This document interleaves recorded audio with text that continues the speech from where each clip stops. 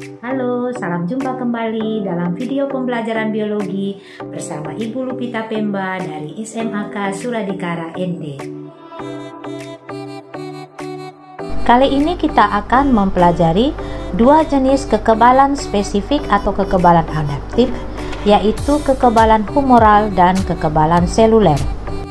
Sebelum kita mempelajari lebih dalam lagi tentang kekebalan humoral dan kekebalan seluler, mari kita pelajari bersama bagan berikut ini untuk mengingat kembali sel-sel yang berperan dalam sistem kekebalan tubuh kita. Kita lihat pada bagan tersebut, sel induk darah dibagi menjadi dua, yaitu sel mieloid dan sel limfoid. Sel mieloid selanjutnya akan bertumbuh menjadi sel darah merah, platelets atau trombosit, dan sel darah putih.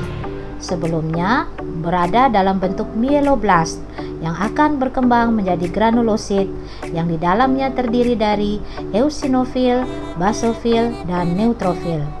Selanjutnya, limfoid stem cell akan berkembang menjadi limfoblast yang nantinya akan berdiferensiasi menjadi tiga macam sel limfosit, yaitu limfosit B, limfosit T, dan natural killer cell atau sel pembunuh. Selanjutnya mari kita pelajari lebih dalam lagi perbedaan antara kekebalan humoral dengan kekebalan seluler dengan melihat gambar berikut.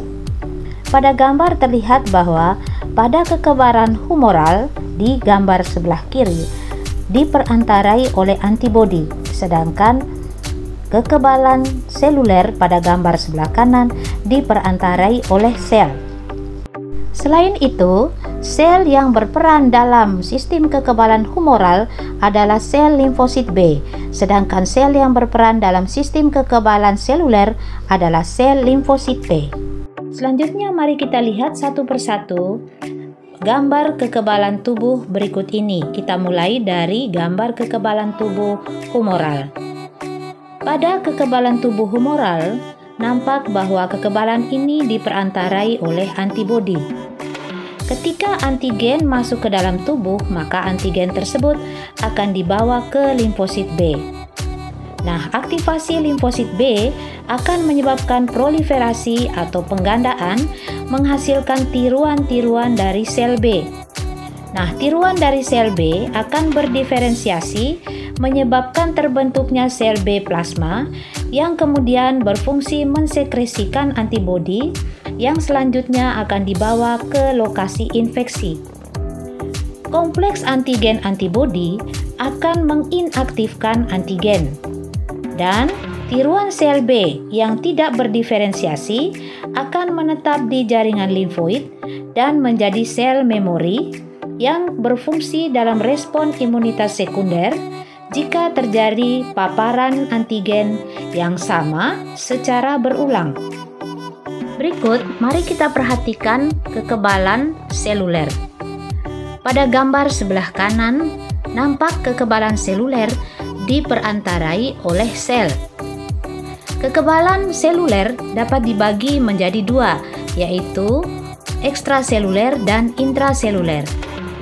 Mari kita bahas satu persatu. Pada respon imunitas seluler ekstraseluler, antigen misalnya bakteri ditelan makrofag yang mengandung fragmen protein atau peptida dari antigen tersebut.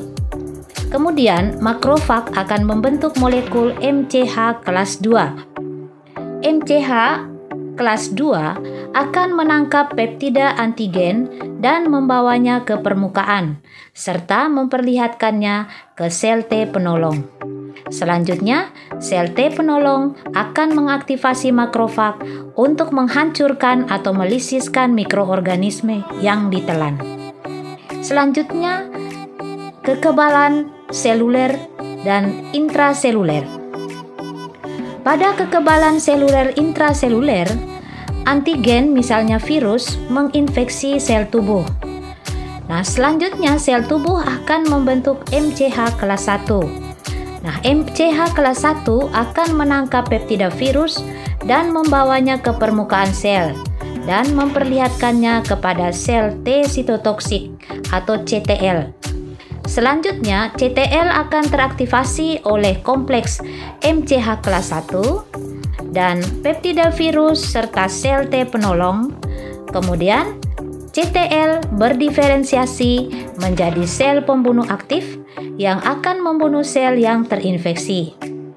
Nah, CTL tidak akan berdiferensiasi menjadi sel memori yang berfungsi untuk respon imunitas sekunder seperti halnya pada sel B pada sistem kekebalan humoral tadi.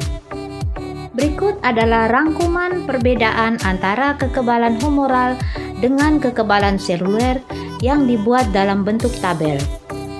Pada tabel berikut ada 3 perbedaan. Yang pertama, perbedaan dari jenis mikroorganisme atau antigen yang menyerang. Yang kedua, respon limfosit. Yang ketiga, mekanisme efektor dan fungsi. Yang pertama kita lihat jenis mikroorganisme atau antigen. Pada respon imunitas humoral, mikroorganisme ekstraseluler.